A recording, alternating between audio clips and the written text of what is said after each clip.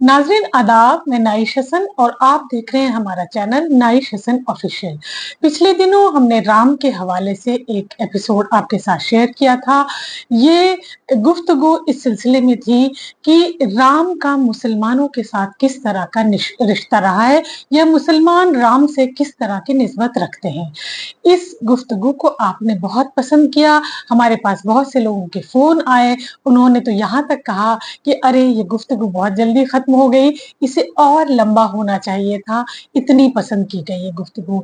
तो हमने सोचा कि राम के हवाले से कुछ और बातें हम करेंगे, क्योंकि राम को आप बहुत सी हदों में महदूद नहीं रख सकते।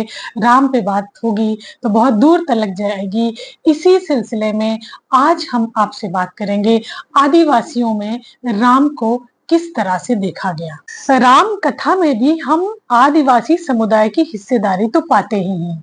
हम बचपन से जो रामलीला देखते आए हैं, जो राम कथाएं सुनते और देखते आए हैं, उनमें ये दर्ज पाया है कि कैसे राम शबरी के झूठे बेर खाते हैं, कैसे केवट उन्हें गंगा पार कराते हैं और कैसे निषाद राज उनके पक्के मित्र हैं। ये तो महाकाव्यों में दर्ज है। इसके इतर अब हमें देखना ये है कि आदिवासियों ने यानी कि भील, शबर, गोंड, इस सारे समुदाय ने अपना नाता, अपना सिलसिला राम के साथ किस तरह से जोड़ा है।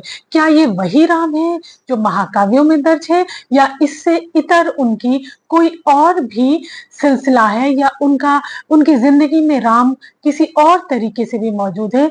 आज हम ये जानने समझने के लिए बैठे हैं। आज हम अवधेश जी से बातचीत करेंगे कि कैसी है आदिवासियों की राम कथा। तो अब चलते हैं अवधेश जी के पास, वो हमें बताएंगे कि आदिवासियों की राम कथा किस तरह की है। तो आदिवासियों के राम जो हैं वो आदिवासियों जैसे हैं। अच्छा।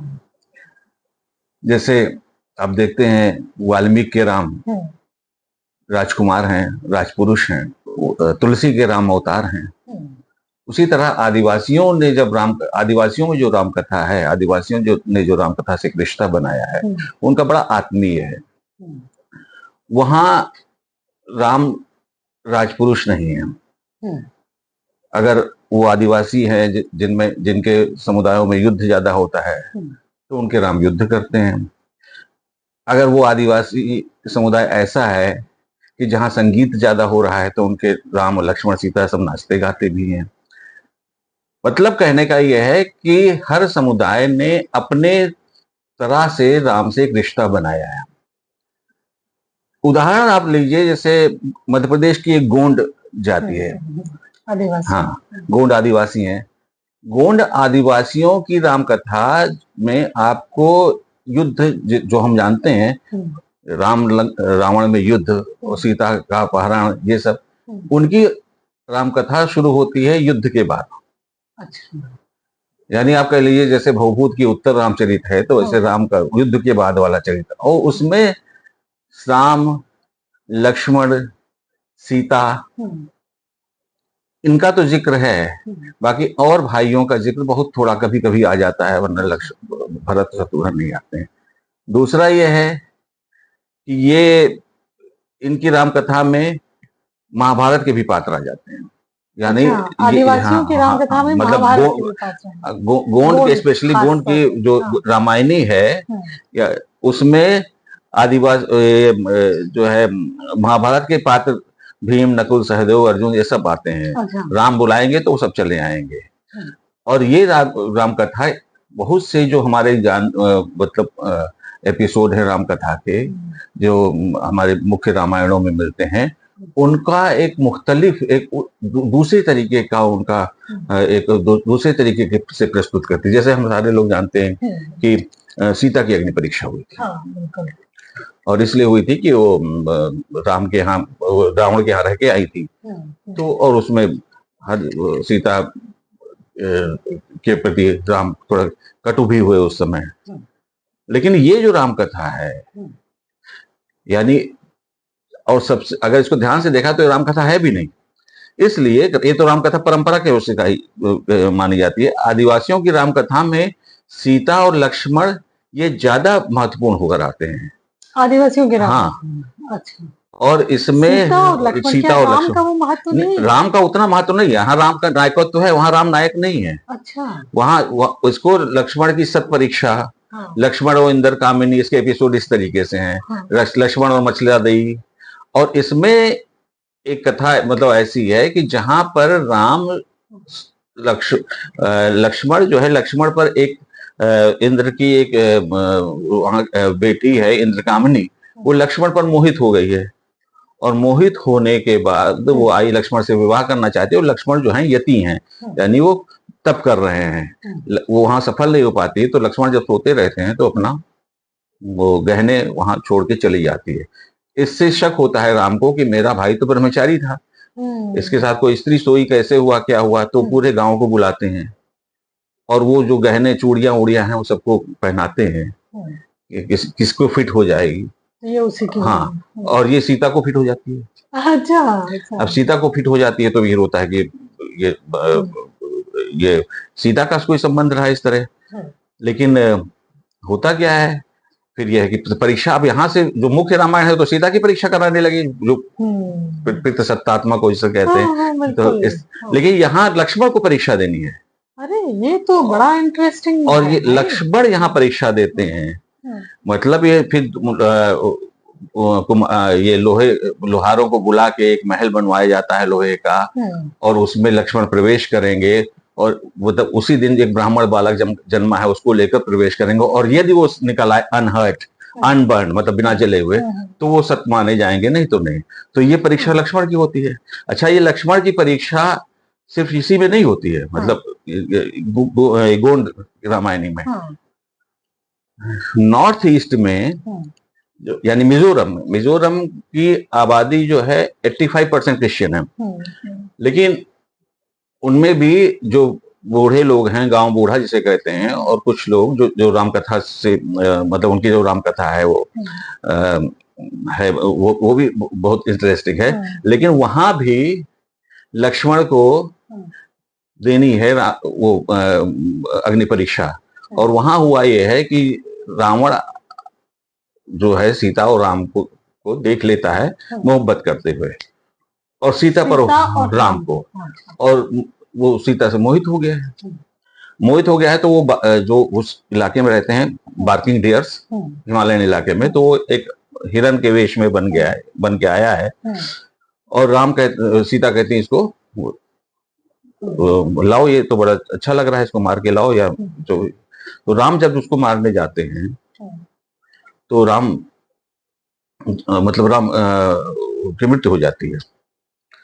फिर वो सीता से, लक्ष्मण से कहती हैं कि तुम जाओ देखो क्या हुआ है। तो ये जब जाते हैं तो उनको राम की हड्डियां मिलती हैं, तो ये अपने मंत्र के बल पर राम को जीवित कर देते हैं। लेकिन राम जब जीवित होते हैं तो वो सीता और लक्ष्मण के संबंध में संदेह करते हैं। वहां भी लक्ष्मण की को परीक्षा देनी होती है। अच्छा। यानी आप देखिए कि इस तरह के जो अग्नि परीक्षा की घटना का जो एपिसोड है, उसका एक इन्वर्जन वो आदिवासियों की राम कथा में मिलता है, और लक्ष्मण के साथ लक्ष्मण करते हैं। तो इस तरीके से आपको राम आपको मिलेंगे जिस मतलब जो आदिवासी, जैसे भील हैं, भील किसान हैं, तो उनके यहाँ जो एक राम कथा का नरेटिव मिलता है, रोम सीता मानी वार्ता, तो राम और सीता माँ की वार्ता। अच्छा। ये और ये यहाँ भी देखो, ये राम और लक्ष्मण ये सब किसान हैं। अच्छा। और ये जनक भी किसान है। सीता उसमें जब जनक के खेतों में काम कर रहे हैं मजदूर, और सीता जा रही है, सीता को वो लेकर जाना है खाना पीना उनके लिए। एक छोटा सा लोटा ले लिया उसने, एक छोटी सी टोकरी ले ली है। तो वो मजदूर सब परेशान हो गए कि इतने में हमें खाना तो पूरा ही होगा। तो वो देती चली जा रही सबको, और पूरा हो गया। अब आप देखो कि ये जो है, यानी जो महाभारत में आता है द्रौपदी के अक्षय पात्र वाला, है ना, कि द्रौपदी के पास एक अक्षय पात्र था। तो वो मोटिव जो है यहाँ भी, मतलब वो बेसिकली ये सारे जो है मतलब लोक अभिप्राय है, फोक मोटिव है। और वो एक संयोजन में, एक कॉम्बिनेशन पर परमुटेशन में एक आख्यान बनाते हैं। तो अवधेश जी, जैसे कि हम लोगों ने वैसे भी देखा है कि जो आदिवासी समुदाय है उसमें बराबरी का तस्वर बहुत है या मात्र सत्तात्मक चीजें ज्यादा है। तो कहीं ऐसा इसलिए तो नहीं है कि यहाँ उन्होंने सीता को तस्वर किया तो उसका दर्जा थोड़ा ऊंचा है और लक्ष्मण को परीक्षा देनी पड़ रही है। शायद कोई और समुदाय होता तो औरत को ही वो परीक्षा दिलवाता। मतलब उनकी अपनी मतलब उनके जो नैतिक मूल्य हैं उसके अनुसार, मतलब ये समझिए कि जो राम कथा के बहुत से मतलब बहुत सी राम कथाएं विभिन्न समुदायों में हैं और सबकी अपने अपने तरीके से हैं। यानी एक चीज जो अंतर है कि जो आदिवासियों के देवता होते हैं वो अवतार नहीं लेते हैं, वो ऊपर से नहीं आते हैं, उन्हीं के बीच में से कोई होते हैं। अब वो कुछ तो होते हैं उनके पुरखे जो जिनका डिफिकेशन हो जाता है वो देवता बन जाते हैं। और इस तरह के जो जो एक अखिल भारतीय प्रसार वाला देवकुल है उसमें से जैसे राम है, सीता है, शिव हैं, कृष्ण हैं, ये सारे लोग, तो ये भी जब उनमें उनके समुदाय में जाते हैं, पूजे जाते हैं, उसका माने जाते हैं, तो भी अपने तरीके से ही माने जाते हैं। और वहाँ हर मतलब जो जो जो मतलब एपिसोड, जो घटनाएं आपकी मुख्य धारा की रामायणों में हैं उससे मुख्तलिफ, कभी कभी वैसा भी, लेकिन वो उतना ग्रैंड शो नहीं होता उनका।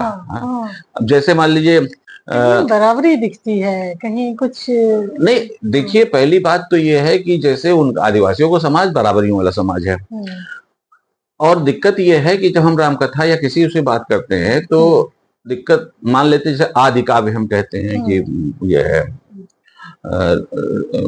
वाल्मीकि का रामायण, उसको आदि काव्य परंपरा से कहा जाता है। अब यहाँ भी देखिए कि जब वो लिख रहे हैं, वाल्मीकि पूछ रहे हैं नारद से कि कौन है इस सांप्रतम लोके, इस समय कौन है ऐसा जिसके जो बहुत गुणी है, बलवान है, सारे अच्छे पुरुषों वाले गुण है, ऐसा कौन है जिसके बारे में लिखा जाना चाहिए। तो उनको उत्तर नारद देते हैं कि इक्ष्वाक वंश प्रभो रामो नाम जनय श्रुता। इक्ष्वाक वंश में राम है जिनकी जनश्रुति है, जो लोक में व्याप्त है, मतलब जिनके बारे में लोग बातें कर रहे हैं, लोग कहानियां कह रहे हैं। अब वो कहानियां कौन सी होंगी? वो कहानियां जब जनय श्रुता है तो जन की ही कहानियां होंगी। और जन कौन होगा? जन रूप से, मुख्य रूप से मूल निवासी, आदिवासी और लोक ही होगा। तो ये जो है आपका वाल्मीकि रामायण, इसका भी अगर आप ठीक से पढ़ें तो इसका भी स्रोत लोक ही है। तमाम जो राम कथाएं हैं उनमें से किसी एक राम कथा को लेकर, या तमाम राम कथाओं में जो विभिन्न एपिसोड्स हैं, विभिन्न घटनाएं हैं, उनका एक संयोजन करके एक राम जो वाल्मीकि रामायण है या कोई भी ऐसी रामायण है, वो तब वो इस तरीके से हमारे सामने आती है। मतलब एक सवाल मेरे दिमाग में यहाँ आ रहा है, आप बताइए कि पहले लोक में राम कथाएं आई या किताबों में आई? ये क्या हुआ पहले? तो किताब तो हमेशा बाद में आती है। किताब के साथ ये है, तो किताब जो प्रिंटेड लेटर्स आएंगे, और जब किताब में आती चीजें तो महदूद होती हैं, उनके लिए होती हैं जो पढ़ें इसको। तो किताबों में चीजें आकर एक तरीके से फिर वो पावर डिस्कोर्स बन जाती है, मतलब वो जिसके पास है, जो पढ़ लेता है उसके पास है, जो नहीं पढ़ पाए रहे। तो मूल तो लोक ही है। जब वाल्मीकि खुद ही कह रहे हैं जनय श्रुता, तो लोक में आई, और लोक में बहुत सी रही होंगी, तो मूल तो लोक ही है। तो आई तो वहीं से।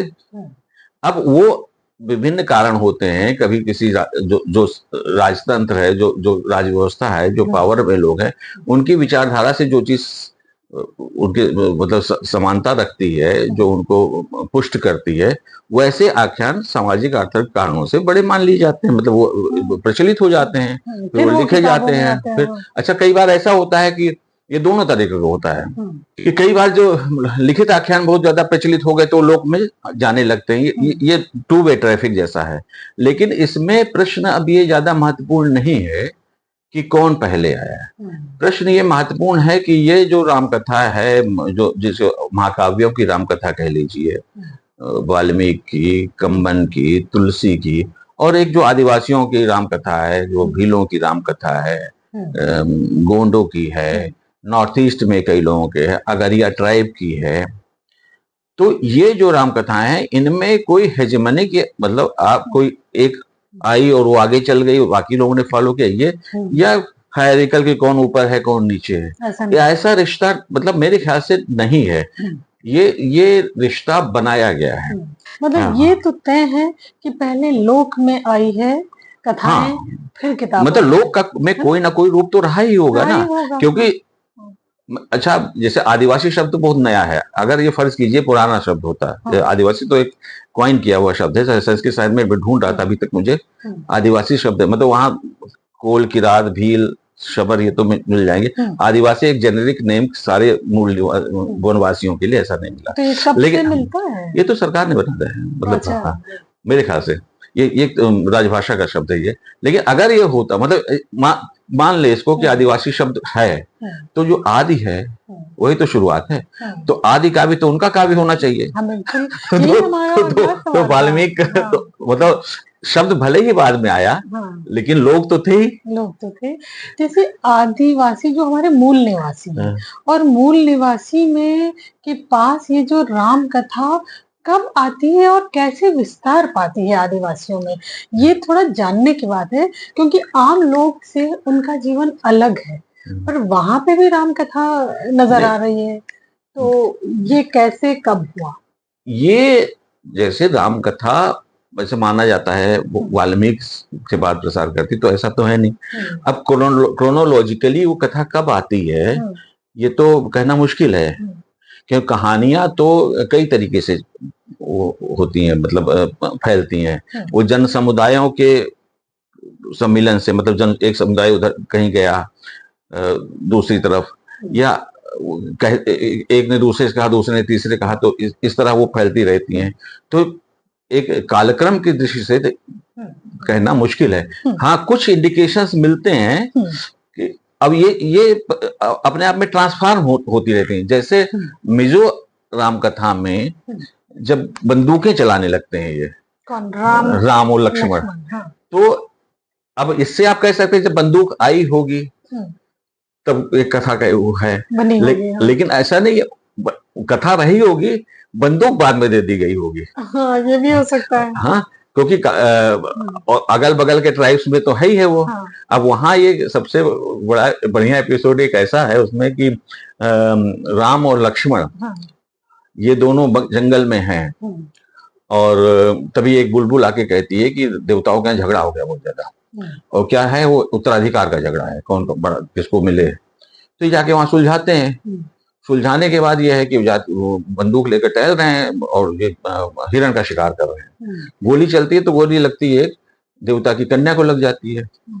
अब कन्या को लग जाती है तो फिर गलत काम किया तो प्रायश्चित करना है, तो प्रायश्चित करने के लिए उस देवता के घर में दोनों लोग नौकरी करते हैं, मतलब उनको घर का काम करना, सब कुछ करना पड़ता है। उसी समय ये होता है कि जो देवताओं का राजा है उसकी सुंदर सी कन्या जिसका नाम है सीता,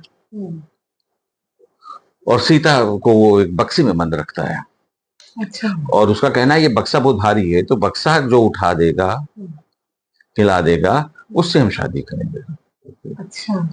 तो वहां ये जैसे एक और कहानी है ना कि धनुष जो तोड़ देगा उससे। हाँ, तो देखिए धनुष का यही तो मैं कह रहा हूँ कि जैसे धनुष तोड़ने की कहानी कई जगह है, कई जगह कुछ और शर्तें हैं। तो वो एक धनुष तोड़ने वाली जो वो है एपिसोड है, वो जैसे कवि लिखता है या वाल्मीकि ने जो भी किया होगा, तो वो एपिसोड रहा होगा, कई एपिसोड रहे होंगे उसमें, वो एपिसोड उनको उस एपिसोड को उन्होंने ले लिया, और फिर बाद में वो विभिन्न कारणों से वो महाकाव्य जो है प्रचलित होता रहा, वो प्रचलित हो गया। तो इस तरीके से जैसे आप देखिए, जैसे मैं कहता हूँ कि लक्ष्मण ज्यादा महत्वपूर्ण होते हैं कई जगह, भीलों ये आदिवासियों में अब भीलों की जो है रोम सीतानी वार्ता, वहां राम कोई काम ही नहीं करते हैं, सीता का जब विवाह हो गया, सीता और राम लक्ष्मण जंगल में रह रहे हैं, जंगल में है तो फिर मतलब उनके यहाँ भी वो जंगल में, हाँ जंगल में वो भिन्न का कई जगह तो होता है कि जैसे हाँ क्यों गए हैं ये महत्व, जैसे हम लोग इसमें है कि कहीं कहीं नहीं भेजा गया था, कुछ जगह पर यह है कि दशरथ ने ही कह दिया तुम लेकिन जाओ। आदिवासियों में क्या वो जंगल में क्यों रह रहे हैं कि वो जंगल है या कोई सजा के तौर पे? नहीं, सजा के तौर पे भी रह रहे हैं और जंगल में तो रहेंगे ही ना। जंगल में तो रहेंगे, आदिवासियों के हैं। मतलब सजा मतलब ये है कि दशरथ ने अगर उनको 12 वर्ष का वनवास दे दिया है और यहाँ जो है वो रह रहे हैं तो ये झोपड़ी बना रहे हैं, झोपड़ी बनाना भी इनको सीता सिखा रही है। अच्छा। सीता लक्ष्मण को और सबको। अब झोपड़ी बनाते बनाते ये हो गए कि वो थक गए और भूख लग गई, तो राम से कहा गया कि आप जाके जंगल के कुछ फल वगैरह ले आइए। वो फल और ये सीता और लक्ष्मण ये सो गए हैं और उन्हें सागौन के पत्ते से अपना शरीर ढक के सो गए हैं। जब वो फल लेकर आते हैं तो हवा आती है और ये दोनों ये पत्ते उड़ गए हैं और दोनों ये वो है नग्न है। तो ये देख के राम भड़क जाते हैं और लक्ष्मण को मारने का ये होता है। लक्ष्मण पर संदेह करके लक्ष्मण को मारने का प्रयास करते हैं। तो सीता बहुत कूलली उठती है और इनको समझाती है और इनको एक वो देती है, एक डंडा, और कहती है इसको, जैसे उस समय तो लकड़ी रगड़ के ही आग लगाती है, बनाई जाती है, तो कहती है इससे तुम आग जलाओ। तो एक निर्देश तो दूसरा डंडा हो तभी तो जल पाएगा। फिर कहती है कि एक हाथ से तुम ताली बजाओ। अच्छा। तो वो भी नहीं बजे। तो कहती है कि हम लोग जरूर है कि मतलब पत्ते उड़ गए थे लेकिन हम लोगों ने स्पर्श नहीं किया एक दूसरे का। अच्छा। तो मतलब फिर भी जस्टिफाई कर रहे हैं सीता। हाँ, तो कह रहे कि वो हमने स्पर्श नहीं किया, तो मतलब ऐसा जैसा तुम सोच रहे हो नहीं है। तो उसके बाद ये राम को समझ में आती है तो इनको काम में लगा देते हैं कि तुम कुआं खोदो और लक्ष्मण से कहते झोपड़ी तुम, मतलब वहां सीता इस तरह इनको इंस्ट्रक्ट करती है। सीता एक पावरफुल पोजीशन में है आदिवासियों में। हाँ, सीता पावरफुल है, लक्ष्मण ज्यादा वो है। मतलब उसके अब जैसे इसी भीली राम कथा में देखो तो यहाँ रावण का वध जो है वो राम नहीं करते। अच्छा। रावण का वध यहाँ लक्ष्मण करते हैं। अच्छा। और उसका भी एपिसोड दूसरे तरीके का, जैसे राक्षस की जान होती है किसी चिड़िया में, ऐसे रावण की जान जो है वो उसमें है। जो सूर्य का रथ है उसके बीच में एक भंवरा है, वो उसको जो मारे और कैसे मारे कि कड़ाह में तेल हो और तेल में उसका प्रतिबिंब देखकर और ऊपर तीर चलाए। अच्छा। तो ये उसकी इस तरह मारा जा सकता है। अब इसको देखो तो ये जो मोटिव जो है वो द्रौपदी स्वयंवर वाला भी है कि वहां नीचे देख के ऊपर तीर मारना। अब इसमें भी जब ये होता है कि इस तरह मारा जा सकता है, जो मंदोदरी का वेश बना के मतलब ये रहस्य पता नहीं था तो मंदोदरी का वेश बना के लक्ष्मण उसको पता कराए हैं। इसमें भी राम कोई सहायता नहीं करते हैं, न तेल लाते हैं न कड़ाह लाते हैं, लक्ष्मण भी सब लाते हैं। और फिर जब वो सूर्य एकदम ऊपर होता है दोपहर में तो मार के गिराते हैं उसको। अच्छा। और रावण मरता है। जैन रामायण में भी जो है मतलब देखिए इसका साम्यता कि जैन रामायण भी लक्ष्मण ही वध करते हैं। यानी कहने का मतलब ये है कि ये जो राम कथाएं इतनी हैं ये इनका सह अस्तित्व माना जाए, ये कोई एग्जिस्ट कर रही हैं और इन्हीं में से कोई कथा कुछ सामाजिक आर्थिक कारणों से वो महाकाव्य में परिवर्तित हो जाती है। कोई महाकवि लिख देता है तो वो मतलब स्वीकार कर ली जाती है। वो रामचरितमानस हो जाती है, वो वाल्मीकि रामायण हो जाती है और वो ज्यादा पॉपुलर हो जाती है। लेकिन उसके और जो तरीके हैं, इनकी जिंदगी के और पहलू जो से आदिवासियों ने दिखाया है। हाँ, तो वो अब ये देखना है कि जैसे हम देख रहे हैं उसको ज्यादा पॉपुलर हो रही। अब जैसे इनकी ये है गोंडों की रामायणी या भीलों की राम सीतानी वार्ता, राम सीता मानी वार्ता, अब ये भी उनके जीवन में उतनी ही महत्वपूर्ण है इस तरीके से कि जैसे हमारी ये जो राम कथा है ये कांड, राम कांड, बाल कांड, अयोध्या कांड, इस तरह कांडों में वो उनकी भीलों की राम कथा जो है वो उसमें है पंखुड़ियों में। अच्छा, उसमें पंखुड़ी मतलब छोटे छोटे एपिसोड वो पंखुड़ी कहे जाते हैं। अच्छा। मतलब एक फूल हुआ उसको पंखुड़ी हुई। तो वो पंखुड़ियां जो हैं वो की जाती है इसमें मतलब जब कोई उनका उत्सव होता है, पारिवारिक उत्सव होता है या कैसे भी होता है, तो उन उत्सवों में मतलब विशिष्ट मतलब हर पंखुड़ी का ये है कि ये इस समय करी जाएगी, ये मृत्यु में, ये जन्म में, ये विवाह के समय होगा, तो इस तरह होता है। अच्छा, तो जैसे हम देखते हैं, बचपन से हम लोग देखते हैं कि शायद हिंदुस्तान में सबसे ज्यादा पूजे जाने वाले, मोहब्बत किए जाने वाले राम ही हैं, है ना? ये पता नहीं, मेरी बात गलत भी हो सकती है, लेकिन राम को बहुत पूजा गया है, बहुत माना गया। तो क्या आदिवासी जो इतना कुछ अपने उनके लोक कथाओं में राम, सीता, लक्ष्मण जी रहे हैं, उनके साथ जिंदगी गुजर रही है, तो क्या वहां पे कहीं राम को या सीता को पूजा नहीं जाता है या नहीं? जब पंखुड़ी मतलब राम कथा के जो ये पंखुड़ियों में जो एपिसोड्स हैं वो तो उनके रिचुअल्स के साथ हैं। वो है अच्छा, हमेशा राम पूजे ही नहीं जाते हैं। मुख्य जो नरेटिव्स आप देख रहे हैं, जैसे बहुत सी राम कथाएं हैं जो धार्मिक नहीं है, जैसे वाल्मीकि का रामायण, उसके साथ संस्कृत में बहुत से हैं। अब वो भास से लेकर और भवभूति और तमाम ऐसे हैं जो राम कथा लिखते हैं, अभिनंद लिखते हैं, रामचरित, तो हमेशा पूजे ही नहीं जाते। राम कथा की लौकिक परंपरा भी है। अच्छा, हमारी पूजा जो है राम को देवता मान के या अवतार मान के, आदिवासियों के यहाँ अवतार तो होते नहीं है। उनके यहाँ जो देवता होते हैं वो अपने ही होते हैं, उनके ऋषि मतलब उनके परिवार बुजुर्ग होते हैं। तो वहाँ राम एक बुजुर्ग की तरीके की तरह है, बुजुर्ग, हाँ वो बुजुर्ग की तरह उनकी उपस्थित है। और कई जगह पर वो नाट्य रूप में भी है, नाट्य प्रस्तुतियां भी हैं। जैसे थारुओं का जो है राम बिहाग्र, उनका नरेटिव राम बिहाग्र कहा जाता है। राम बिहाग्र जो है वो थिएट्रिकल परफॉर्मेंस है। तो इस तरीके से मतलब विभिन्न रूप है। मतलब वो आदिवासी या लोग के बारे में बात करते समय हमको ये बात ध्यान रखना चाहिए, ये फ्रेगमेंटेड है। ये कंटिन्यूटी में कोई एक चीज, जैसे जो चीज एक समुदाय के लिए सही है वही हो सकता है दूसरे के लिए ना सही हो। जैसे तो मतलब हम ये माने कि सारी आदिवासियों में राम को एक जैसा नहीं देखा। हाँ बिल्कुल, वो सारी आदिवासी में क्यों आप कह रहे हैं, जितनी राम कथाएं हैं आपकी उसमें, ये तो वहां के लिए सही भी है। आपके पास जिस तरह वाल्मीकि ने राम को देखा, तुलसी ने उस तरह नहीं देखा, कंबन ने उस तरह नहीं देखा। कंबन की राम कथा में आपको जो अयोध्या आएगी उसमें सुपारी के पेड़ आपको दिखाई पड़ेंगे, वो दक्षिण भारत के। तो सबने अब देखिए, सूप नखा है कि सूप जैसे नाखून है इसके। जैन रामायण में वो चंद्र नखा है, चांद जैसे नाखून है। और कंबन में वो है कामवल्ली इतनी सुंदर कि जो देखते ही उसको पाने की इच्छा हो जाए। तो इस तरीके से हर एक लेख मतलब जो जिनके घोषित लेखक हैं, पता है किसने लिखी है और कब लिखी है।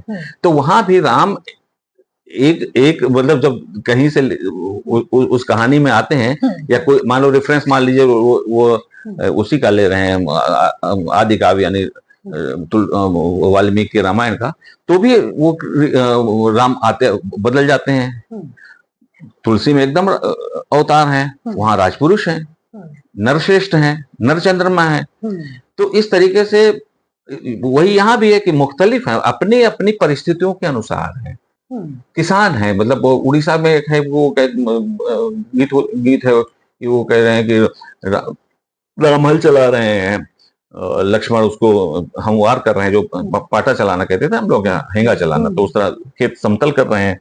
सीता और भरत बीज ले जा रहे हैं और सीता उसको बो रही है। तो ये भी है। ये तो बड़ा इंटरेस्टिंग है। हाँ, इंटरेस्टिंग है ये। लेकिन जो हमारा सवाल था कि मतलब पूजा नहीं उस तरह, जैसे नॉर्थ में हम लोग देखते हैं राम की बाकायदा पूजा होती है, घर घर में राम के लिए अलग तरह की श्रद्धा है। तो क्या आदिवासियों में ऐसा होता है कि आदिवासियों में राम की एक कोई मूर्ति हो? नहीं, वहाँ सबसे बड़े, वहाँ तमाम देवताओं में एक देव है ये। तो क्या श्रेष्ठ देव नहीं है वहां पे? वो देखिए, श्रेष्ठता का वो कॉन्सेप्ट वहां नहीं। वहां तो राजा भी तो, जैसे हमारे यहाँ राजा होता है, श्रेष्ठ होता है, सबसे बड़ा होता है। आदिवासियों में तो जो मुखिया होता है, गांव बूढ़ा होता है, वो तो फर्स्ट अमंग इक्वल होता है, उसको कोई उस तरह के विशेष अधिकार नहीं प्राप्त होते ना। तो उनका समाज ही ऐसा नहीं है कि वहां श्रेष्ठता की ऐसी अवधारणा हो। जैसे वक्त या राम ही यहाँ हमेशा श्रेष्ठ नहीं रहे हैं। अगर वेद देखा जाए तो वहां राम का नाम भी आया, कहीं छोटा सा आ गया, वो जबरदस्ती मतलब उसको अफगानिस्तान का कुछ भी कर दे, लेकिन वहां इंद्र सबसे बड़े देवता हैं। तो वक्त जैसे जैसे बीतता है वैसे कोई श्रेष्ठ हो जाता है, कोई उसके नीचे हो जाता है। जैसे वक्त बीता, राम की नॉर्थ में एक बहुत बड़ी स्थिति बन गई है ना। राम थे ही, दिलों में थे ही, लेकिन नॉर्थ में अभी एक अलग स्थिति है। तो क्या उस स्थितियों का आदिवासियों तक प्रभाव गया है, और वहां पे भी आज के दौर में राम कैसे देखे जा रहे हैं आदिवासियों में? नहीं, आदिवासी अब तो देखिए वो बहुत मतलब आइसोलेटेड तो अब रह नहीं गए हैं उस तरीके से। तो जहां तक उसका, गुजरात में तो बहुत जीएन देवी की जो किताब है, मेरे ख्याल से वो जो है एनोमाइट कॉल थीफ, उसमें एक चैप्टर है, तो उसमें वो तो देखते हैं कि वो उन्होंने लिखा ही है कि राम जन्मभूमि आंदोलन में किस तरह भील आदिवासी आ गए। तो ये तो एक मतलब ये तो एक पॉलिटिकल इंटरवेंशन, पॉलिटिकल इन्फ्लुएंस, ये तो ये जब होता है। लेकिन उनकी अब जैसे उनकी अपनी जो कहानियां हैं, अब वो रोम सीता मानी वार्ता में वो उस तरह के मतलब वो नहीं आ पा, वो आ ही नहीं सकते। दूसरा कई बार होता है कि हमारे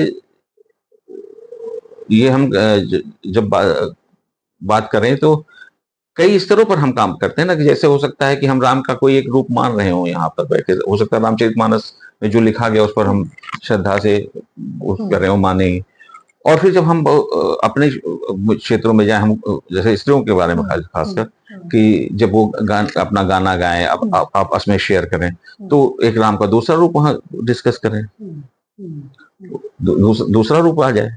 तो ये कोई बहुत एक सुचिंतित सुव्यवस्थित चीजें उस तरह, खासकर उन समुदायों में जो ज्यादा प्रकृति के करीब हैं, वो उनका उतना मतलब थोड़ा आइसोलेटेड भी रहे हैं, तो उन्होंने जैसे अपना वो किया है, तो एक ही चीज आप नहीं कह सकते सारे लोगों के लिए। हाँ, ये कह सकते हैं, मतलब जो मैं कह रहा हूँ कि तमाम देवता हैं उनके, उसी में राम भी हैं, और कई बार वो देवता ही जैसे ये जब थिएट्रिकल जैसे रामलीला है, तो रामलीला का एक अपना महत्व तो है ही है, मतलब धार्मिक महत्व भी है, लेकिन एक मनोरंजन वाला भी तो महत्व है। दोनों चीजें होती है आदिवासियों में भी, कि रामलीला या राम के राम नाट्य है। हाँ, तो वो थारुओं में है। अच्छा। और इनमें भी है, ये प्रधान गायक गाते हैं, परफॉर्म करते हैं गोंड में। जैसे पंडवानी तो बहुत प्रचलित हो गई ना, तो पंडवानी जैसे गाई जाती है, उसे रामायणी भी गाई जाती है, लेकिन वो इतनी प्रचलित मतलब वो पता नहीं क्यों नहीं हो पाई, जबकि है नैरेटिव पूरा उनका कंटिन्यूअस। पंडवानी यूपी पे कितना प्रचलित है। तो रामायणी गाने वाले प्रधान गायक होते हैं, उनको प्रधान कहते हैं। तो उस तरह के से थारुओं में भी मतलब ये जैसे राम कथा भी है उनके पास, उसका भी नाट्य करते हैं, और ये महाभारत भी है उनके पास, उसका भी करते हैं। एक चीज और आपसे पूछना था कि आदिवासी राम कथा में सीता की क्या स्थिति है, सीता को वो कैसे देखते हैं? सीता जैसे हमने बताया ना कि वो वहाँ भीलों वाली राम कथा है, तो इसमें सीता ज्यादा एक्टिव है राम की अपेक्षा। एक बहुत महत्वपूर्ण बात ये एक प्रसंग है, और वो अगारिया जो होते हैं मध्य प्रदेश में, अगारिया एक ट्राइब होती है जो लोहे का काम करते हैं।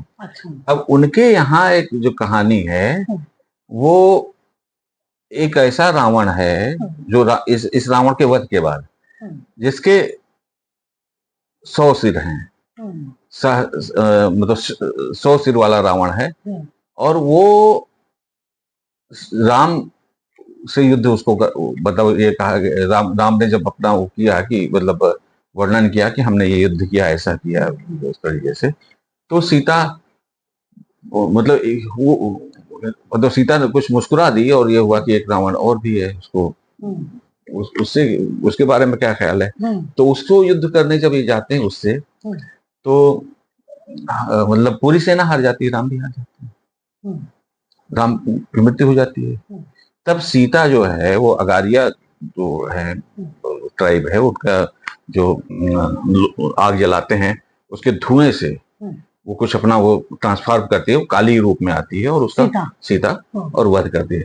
इंटरेस्टिंग ये है कि ये कहानी जो है आपको दक्षिण भारत में भी, जैसे अगारिया मध्य प्रदेश के हैं, दक्षिण भारत का जो शतकंठई रावण एक वहां कथा चलती है, वो भी यही है। और ये कहानी जो है आपको जो मुख्य धारा की रामायण में है, उसमें जो संस्कृत में अद्भुत रामायण है, उसमें भी ये कहानी है। यानी काफी ट्रैवल कर रही है। यानी हमारा तो यही तो हमारा कहना है कि तमाम चीजें, मतलब रॉ मटेरियल जिसे कहना चाहिए, मूल, वो आदिवासियों के पास है। और वहां से जब एक चाहे वो वाल्मीकि हो या कोई और हो, जैसे ये सारे अध्यात्म रामायण वगैरह ये सब ज्यादातर ये होता है, ये परंपरागत रूप से वाल्मीकि की ही लिखी मानी जाती है। लिखा तो कई लोगों ने होगा, लेकिन सब वाल्मीकि की मानी जाती है। तो अब जो अद्भुत रामायण है, अद्भुत रामायण में ये जो शतकंठ या सहस्त्रकंठ रावण, यानी वहां भी है। तो वही मैं कह रहा हूं कि और ये हिंदी में भी किसी कवि ने इस घटना पर मतलब इस प्रसंग में जानकी विजय नामक काव्य लिखा है। तो ये देखो कि एक कहानी, मूल कहानी, वो मतलब दो जगह तो हमने पढ़ी, अभी आप दावा नहीं कर सकते कि और कहाँ होगी। मतलब दक्षिण भारत में है, मध्य भारत में है, संस्कृत के जो मुख्य धारा की रामायण है उसमें अद्भुत रामायण में है। ये एक जो ऐसे प्रसंग जो हमारे जो लोकप्रिय ज्ञान में जो राम कथाएं हैं उसमें जो नहीं है, नहीं लिए गए, नहीं समाहित हो पाए, उनकी भी एक आप देखिए कि अखिल भारतीय सातत्य, अखिल भारतीय कंटिन्यूटी है, लोगों के पास है वो। और ये लेकिन राम को लेके उनके बीच में कोई झगड़े वगड़े नहीं है ना, कि मेरे राम, झगड़े भी अब यही यहाँ भी जो झगड़े हुए ये हमेशा थोड़े रहे हैं। हाँ। यहाँ भी झगड़ा जो राम को लेकर हुआ है ये भी हालिया पॉलिटिकल है, अभी है, और मतलब सत्ता को सूट कर रहा है इसलिए है। हाँ। तो राम तो मतलब झगड़ने वाले देवता है ही नहीं। हाँ। और राम को उससे जिसने भी निस्बत की, जो भी है, तुलसीदास भी में भी कोई आप झगड़े वाले एलिमेंट कुछ इस तरह आप ढूंढ लाए एक दो प्रसंग, लेकिन एक महाकाव्य जब कोई लिख रहा है या नॉवेल लिख रहा है या सिनेमा बना रहा है तो उसमें विलेन भी होंगे और विलेन के भी डायलॉग वही लिखेगा। और झगड़े वाला एलिमेंट होता तो राम इतने पॉपुलर ना होते लोक में जितने वो पॉपुलर हैं। हाँ, तो वो उस समय, जैसे इससे पहले बात हम लोगों ने की थी, उसमें कहा था जो वो सांस्कृतिक प्रसार था, तो संस्कृति तो मिलाने की चीज होती है, वो झगड़े वाली तो होती नहीं। तो इसलिए जब राजनीति आती है तो झगड़े तो तब होते हैं ना। नाज़रीन, आप सुन रहे थे अवधेश मिश्र जी को। उन्होंने आदिवासियों के समाज में राम को लेके किस तरह की कथाएं, उस पर बहुत तफसील से बातचीत की। और हमारी आपसे गुजारिश है कि अगर आपके जहन में हमारे पहले एपिसोड और इस एपिसोड को लेके कोई सवाल है राम कथा के बारे में, तो आप हमें पोस्ट जरूर करें। हम चाहेंगे कि एक एपिसोड में हम अवधेश जी से उन सारे सवालों के जवाब भी लें और आपके सामने पेश करें। अब चलते चलते आपसे गुजारिश है कि हमारे चैनल को लाइक, सब्सक्राइब और शेयर करना ना भूलें। आपका साथ हमारे लिए बहुत अहम है, क्योंकि ये एक साझा विरासत, साझी संस्कृति को जन जन तक पहुंचाने में कामयाब बनाता है। तो अब इजाजत दीजिए, आपसे फिर मुलाकात होगी राम के हवाले से एक और एपिसोड में। तब तक के लिए शब बखैर, नमस्कार।